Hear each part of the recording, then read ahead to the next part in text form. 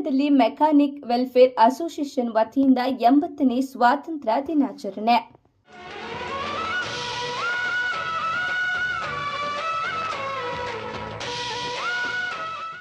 ಪಟ್ಟಣದ mechanic welfare association ಕಚೇರಿಯಲ್ಲಿ ಶನಿವಾರ 80ನೇ ಸ್ವಾತಂತ್ರ್ಯ ದಿನಾಚರಣೆಯನ್ನು ಸಂಭ್ರಮದಿಂದ ಆಚರಿಸಲಾಯಿತು.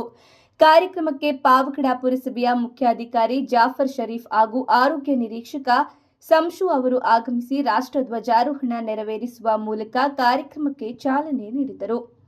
ಬಳಿಕ ಮಾತನಾಡಿದ ಮುಖ್ಯಾಧಿಕಾರಿ ಜಾಫರ್ ಶರೀಫ್ ಅವರು ದೇಶದ ಸ್ವಾತಂತ್ರ್ಯಕ್ಕಾಗಿ ಹೋರಾಡಿದ ಮಹನೀಯರ ತ್ಯಾಗ, ಬಲಿದಾನ ಹಾಗೂ ದೇಶದ ಪ್ರಗತಿಯಲ್ಲಿ ಪ್ರತಿಯೊಬ್ಬ ನಾಗರಿಕನ ಜವಾಬ್ದಾರಿಯ ಕುರಿತು ತಿಳಿಸಿದರು. ಸ್ವಾತಂತ್ರ್ಯ ದಿನಾಚರಣೆಯ ಅಂಗವಾಗಿ ಅಸೋಸಿಯೇಷನ್ ವತಿಯಿಂದ ಆಗಮಿಸಿದ್ದ ಗಣ್ಯರು ಹಾಗೂ ಮೆಕ್ಯಾನಿಕ್ಗಳಿಗೆ ಸಿಹಿ ವಿತರಿಸಲಾಯಿತು.